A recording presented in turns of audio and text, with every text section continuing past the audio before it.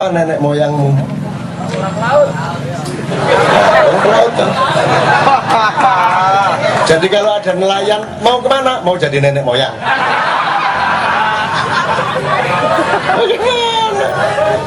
Lah ini lagunya juga yang bikin kacau, nenek moyangku. Lah iya.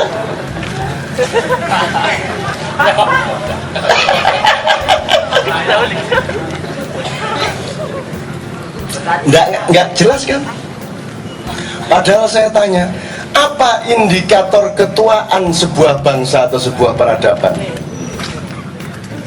Budaya dan bahasa. Kita ambil yang lebih sempit, bahasa.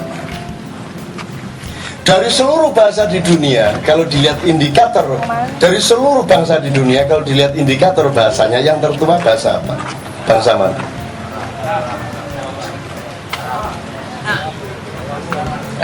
Jawa dia ngaku sekarang. Jatuh, bahasa Arabnya apa? Bahasa Arab. Sakoto, ada kata lain? Bahasa Inggris? Fall, ada kata lain? Bahasa Indonesia, jatuh, ada kata lain? Karena bahasa Indonesia baru kemarin. Bahasa Jawa, tiba, jelungu, gelosor, jengking, rigol, udah sebut berpuluh-puluh. Numplak.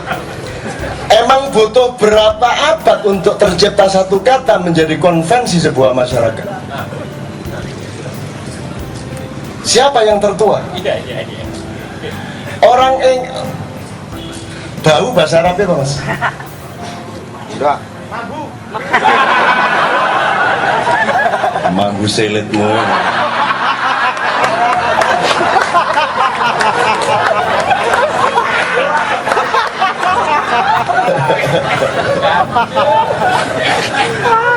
Nah, aku kiai gak bisa aku ngomong ngono.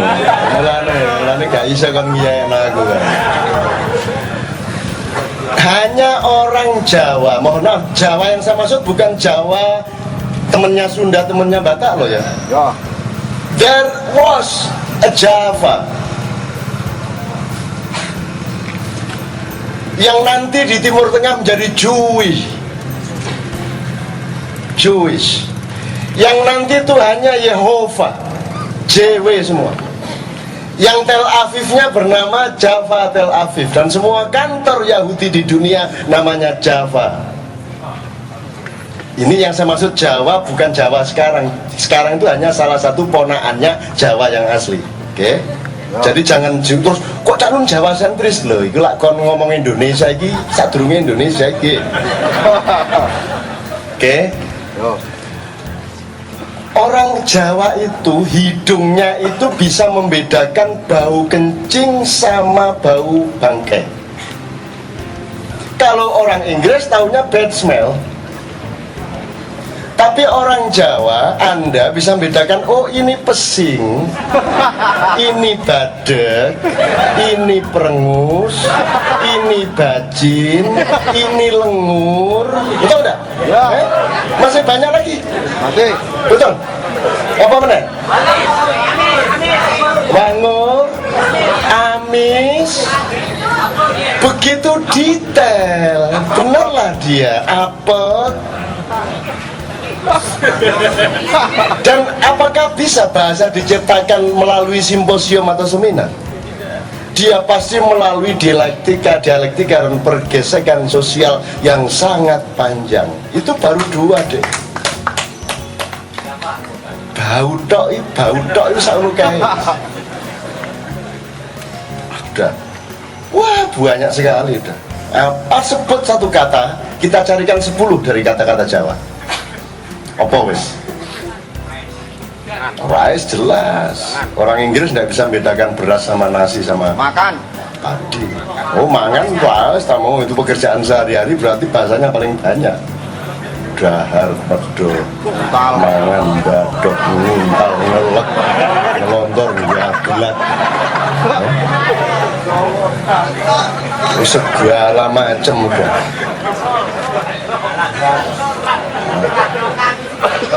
Dan imajinasi orang yang berperadaban dalam waktu yang lama itu pasti lebih mosaik, ya, lebih kaya, lebih multidimensional.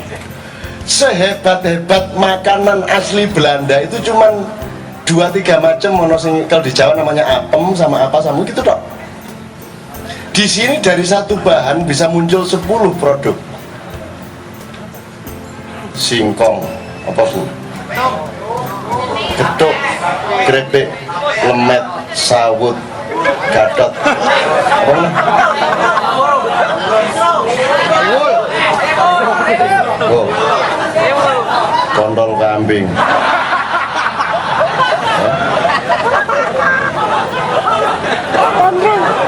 Rondo royal, rondo kemul. Jadah itu bu, nek dia diinget itu rondo kemul. Karena kemul itu hangat dan jadah itu romantis, maka kehangatan itu asosiasinya ke selimut, romantisnya ketan itu yang dibakar itu asosiasinya ke rondo, maka disebut rondo kemul. Rondo kempling. Di Jombang ada makanan yang spiral ini dijenengno roto abang-abang dedek iki nek boleh wong Jawa roto ireng. Karena roto abang ini mesti bol Cino iki. Ya, akhirnya jadi bol Cino.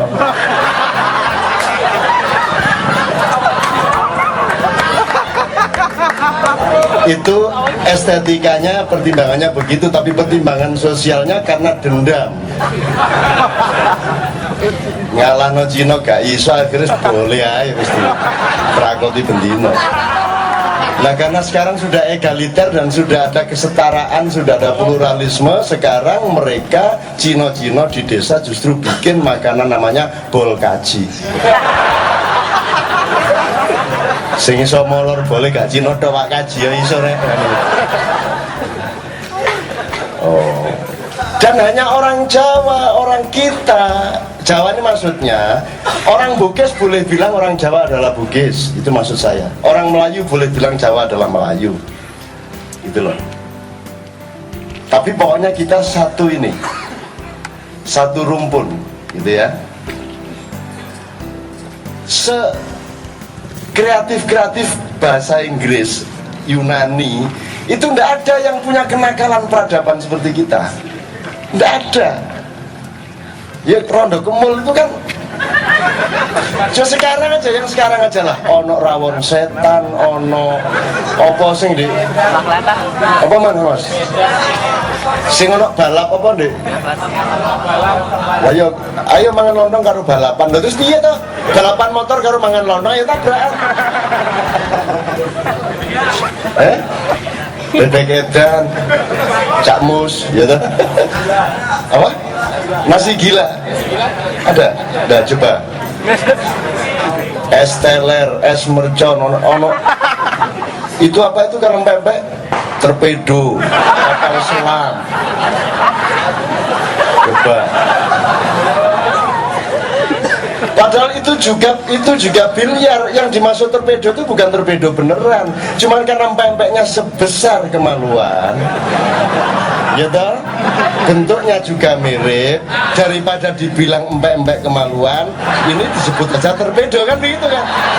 Nah kalau sudah ada torpedo, pasti ada kapal selam.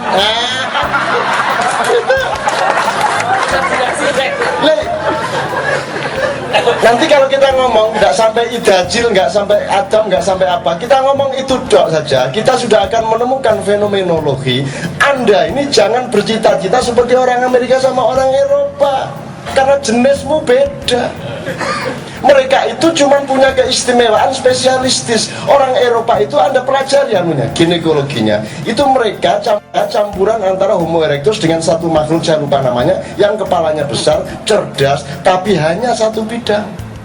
Mereka hebat di bidang science and technology, tapi kalau sudah di bidang mental, di bidang ngakalin hati, di bidang itu kita yang punya teknologi internal. Teknologi internal itu apa? Nggak masalah keadaan negara kaya apapun, Anda tetap mampu ketawa outputnya. Ngakalin sini pinter banget. Jadi bukan soal berapa jumlah uang, tapi cara teknologi batinmu bagaimana menyikapi uang itu, kan begitu. Dan itu keistimewaan kita. Maka tidak ada bangsa setangguh bangsa Indonesia di dalam menghadapi bencana-bencana. Maka cita-citamu apa? Ini loh, saya ingatkan terus. Ini kita berada di dalam 7 tahun untuk merumuskan cita-citamu pribadi, keluarga, masyarakat, dan bangsa. Waktumu tinggal sedikit. Makanya saya cerita dari Idajil sampai ini semua untuk menemukan kamu harus punya cita-cita yang jelas. Cita-cita itu maksudnya bukan ngawang, bukan ngarang, bukan mimpi, bukan apa. Tapi kalau engkau burung, kamu ingin terbang, itu loh. Terbangmu ini loh, kamu nggak temukan sampai sekarang. Didin itu mana Didin? Pindah ke sana kemari dia kerjaannya dan idealismenya karena dia bingung menentukan terbangnya. Kalau orang kayak saya tidak perlu Anda tanyain karena saya tinggal pilih kok. Mau terbang, mau merangkak, saya tidak ada masalah. Gitu loh. Saya bisa berkuasa tanpa saya berkuasa. Kalau saya gampang karena saya ada bau-bau Idajil.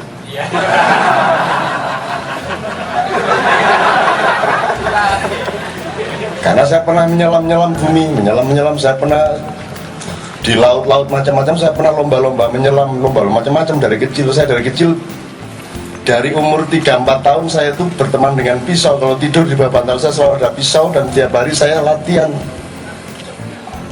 Latihan dari jarak berapapun, cep, mau pakai pucuknya yang saya pegang atau mau pakai ininya, ada tekniknya semua, mau begini, mau begini, mau begini. Itu saya waktu umur 4-5 tahun. Dan tidur di kuburan itu tiap hari, tidur di atas genteng hampir tiap hari. Dan saya sudah melatih bagaimana bapak saya, kalau saya marah, bapak saya, semua yang datang ke saya harus berjalan jongkok. Dan itu bapak saya, mbah saya, ibu saya, kakak saya ngerasa no kabeh, pokoknya gak bengok temen aku. Ngamuk aku, tak obong omahmu kan. Tapi sopo ae teko nang aku jualan jongkok. Waduh, aku saiki nek kelingan dosa. Mbah saya itu gini loh, bawa baki nyugui aku panganan ini iki. Itu saya umur 4 tahun, bayangin. Makanya sekarang saya itu membayar hutang-hutang saya, dosa-dosa saya dengan saya memberikan diriku kemanapun pergi. Karena saya dulu itu sampai mbah saya, kakak saya yang sarjana ahli bahasa Arab itu, saya kalau buka, begitu buka saya tidak ada, dicari di kuburan, disuruh pulang tidak mau, mereka tidak tega saya terus harus dikasih makan. Aku gelem dikai panganan tapi tidak. Wah, jadi dari rumah ke kuburan aku nggawa baki ini. Waduh, saya kalau ingat itu betul-betul merasa berdosa.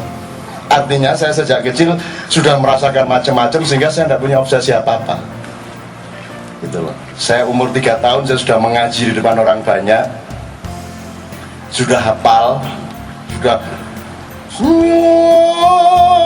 tapi yang anak kecil belum bisa ngambil nada, begitu naik ketinggian nangis, nggak kuat nerusin, nangis di panik, gitu. Ayah saya marah, aku diambil itu di dalam masjid, maulutan ribuan orang itu di halaman di beranda masjid, aku diangkat, dibawa ke jendela, dibuang keluar jendela masjid oleh ayah saya. Nah, mulai hari itu saya punya riwayat pemberontakan. Loh, aku dibuang, Idajil ya dibuang. Saya karena mereka terus sibuk maulidan, saya nangis sebentar, tapi saya terus diem-diem lari lewat kebun, lewat bambu-bambu, saya masuk rumah lewat belakang. Rumahnya bapak saya, mbah saya jadi satu, jadi pintunya ada sekitar 15 pintu, gede banget pada waktu itu. Masuk, karena semua orang sibuk maulidan, tak kunci satu persatu. Semua saya kunci, akhirnya saya keluar dari pintu yang paling pojok. Saya bawa semua kuncinya satu bendel, saya lari melintas desa, saya cari rel kereta api dan saya menyusur rel kereta api itu. Jadi mereka mesti pecahkan itu pintu supaya bisa masuk.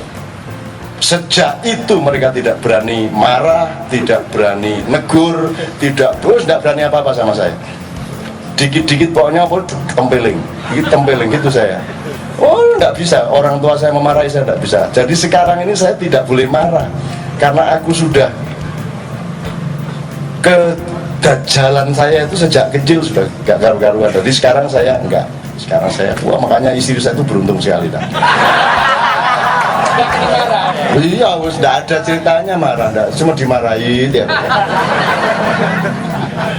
Oke, saya kembalikan ke turunan-turunan tadi ya. Jadi Anda turunan siapa? Dan kalau orang Eropa punya keistimewaan, Anda keistimewaannya apa? Kalau mereka spesialis, manusia spesialis, ada manusia generalis. Nah, terminologinya tinggal pilih, akademis, filosofi, ilmu-ilmu sosial, atau sehari-hari. Kalau sehari-hari gampang, ambil aja 4. Ada orang tahu sedikit tentang sedikit hal. Misalnya jual bakmi, ngerti ya bakmi udah. Itu pun juga tidak menguasai aman.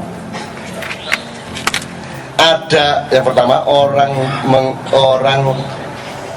tahu sedikit tentang sedikit hal. Nomor 2, tahu sedikit tentang banyak hal. Bakmi yang ngerti, kacang yang ngerti, tapi ya dikit-dikit. Nomor 3, orang yang tahu banyak tentang sedikit hal. Jelas ya? Manusia fakultatif, menguasai bidang kedokteran tapi di bidang yang lain pokok, kan gitu ya. Nah, ada manusia yang tahu banyak tentang banyak hal. Ini orang yang hebat tapi hidupnya paling berbahaya dan penuh tantangan. Orang-orang di luar Indonesia, di luar surga ini bumi ini, Jawa ini gini, kalau Timur Tengah itu tanah para nabi, kalau Jawa ini, Pulau Jawa ini tanah para dewa. Wali kan sore nabi, nek dewa kan gurung karuan.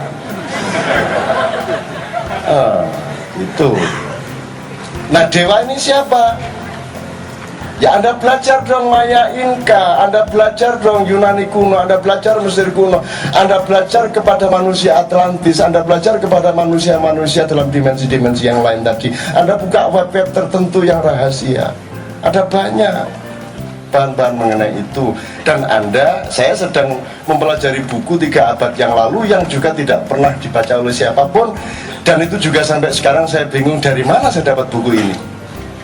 Sedang diterjemahkan oleh seorang senior, diterjemahkan tuh dari huruf Arab, tulisan tangan, wangel dibaca. Aku mau setengah halaman ini wis diang gitu ya. Saya sewa seorang senior profesor yang sudah pensiun, yang ahli itu terus untuk menerjemahkan kata-katanya, bukan maknanya. Jadi ini bunyinya apa itu dia coba tulis, dan itu baru dapat 1/10 dari seluruh buku itu. Saya sedang sibuk sama anak saya, sama Noe soal itu, dan Noe sangat berminat. Dan sampai hari ini, karena Noe juga mewarisi sejumlah buku, terus saya tambahi buku dari tempat saya di Loteng yang saya sampai hari ini tidak tahu dari mana saya dapat buku ini. Dan itu isinya bualah dahsyatnya luar biasa. Itu saya anggap kalau ndak Israfil Posopolas itu sudah aja lagu sangel-angel. Pokoknya yang penting buku itu terjemahkan, sedang saya pelajari benar-benar, teman-teman sekalian, untuk supaya kita mengerti siapa diri kita. Kalau tidak, kita tidak punya terbang, karena kita tidak mengerti kita burung. Mosok kita sudah kayak begini tidak punya cita-cita? Mosok kita, waduh kalau bisa tahun 2009 Sri Sultan deh, udah ada cita-cita nih. Terus Canu opo loh, gak bangga saya, dan juga gak paten, gak kepencutan. Saya hidup tidak boleh karena syahwat saya hidup hanya karena lauhil mahfudnya Allah atas saya. Jadi mbok cita-cita itu yang agak jauh, yang agak tinggi, kalau tidak tercapai secara bangsa, tercapai secara pribadi dan keluarga gitu loh. Mas, kalau ada burung sing paruhnya bisa ngelobangi kayu, ya, itu mengerti kemampuannya, Dia suatu hari sekian tahun ininya ditali oleh orang sehingga dia tidak bisa madok. Keinginan dia apa? Dibuka dan bisa ngerogotin kayu, kan begitu, sama dengan burung tadi, sama dengan terbang tadi. Lah kita ini sekarang mau apa? Itu loh masalahnya.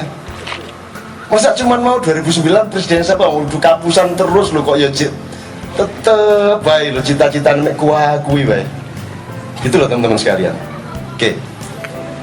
Dari bahasa tadi sekarang saya mudah-mudahan segera selesai. Dari bahasa tadi kan sekarang Anda tahu kita ini kira-kira lebih tua apa lebih muda dari turunannya dari yang sekarang menguasai dunia? Siapa yang menguasai dunia ini sekarang? Yahudi dan yang paling banyak duitnya orang mana? Ya Yahudi dan Arab. Jadi seluruh keuangan dunia ini kabarnya dikuasai hanya oleh 1% penduduk dunia. 1% penduduk dunia ini mesti orang yang mengerti siapa dirinya, sehingga dia notol-notol kayu tadi. Kalau si burung penotol kayu tidak mengerti dirinya adalah penotol kayu, maka dia tidak akan pernah notol kayu. Maka 1% ini pasti orang-orang yang mengerti siapa dirinya. Kalau dia tahu dia penyanyi dangdut yang bagus, dia pasti akan ke apa itu jenenge? TBI gitu ya, KDI kan gitu. Kalau dia tidak mengerti dia bisa bernyanyi dangdut, dia pasti tidak ke sana. Lah bangsa ini mengerti, bangsa Indonesia ini mengerti apa tentang dirinya sehingga akan pergi kemana, kan itu masalah kita sekarang. Masa kita cuma mau revolusi nanti buktinya reformasi kayak gini kok, bohong semua dan tidak menuju kemana-mana. Oke. Kita kira-kira lebih tua apa lebih muda dari yang sekarang memimpin dunia? Lebih mampu apa lebih tidak mampu? Tadi kan Anda orang yang tahu banyak tentang banyak hal. Kan Anda ini kan Opo Ero, apa aja bisa tuh orang Indonesia? Betul enggak?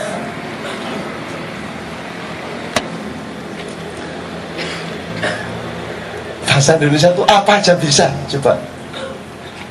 Seluruh makhluk Allah terkandung oleh dirinya. Dadi malaikat iso, dadi setan iso, dadi demit iso, dadi iblis pinter, terus apa aja. Kesenian, kebudayaan apa aja bisa. Pinter ngaji, pinter nyanyi pop, dangdut ya bisa, rock ya bisa, Sunda bisa, Jawa bisa, betul enggak? Cari orang barat satu saja bisa nembang Jawa itu setengah mati mas. Biar dia kuliah diisi 6 tahun. Cari orang Arab satu bisa nembang es lilin enggak? Es lilin maju, gak iso ada angel wis. Cengkoknya dulu belok-beloknya. Kalau anak Indonesian Idol itu niruin cengkrok negro yang paling update di Amerika dengan mudah. Kita bisa apa saja. Jadi dari sudut kemampuan budaya kita luar biasa, kemampuan teknologi luar biasa, kemampuan estetik luar biasa, kemampuan mental tidak terlawan kita ini. Mental kita itu tidak terlawan. Beraninya itu loh. Sampai mati tidak masalah. Banjir Jakarta motor tetap laju duet terbuok ditelampani busway. Dan itu kan bukan menunjukkan kematian, menunjukkan keberanian yang luar biasa. Kita nih mentalnya luar biasa. Dulu sudah saya pernah cerita, kalau orang Malaysia kan takut 3D. Orang Malaysia rata-rata takut 3D. Jadi kalau sama yang difficult mereka malas. Kalau sama yang dirty mereka jijik, kotor ya. Yang sukar mereka malas, yang kotor mereka jijik, sama yang dangerous mereka tidak berani, yang bahaya. Orang Indonesia, ayo Rene. Ayo, bahaya sing piye coba. Udah, naik kereta api mau disemprot cat, tetap aja naik.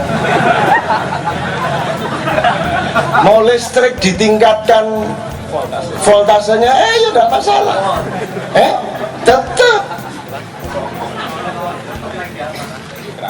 Berani kawin, tidak punya modal.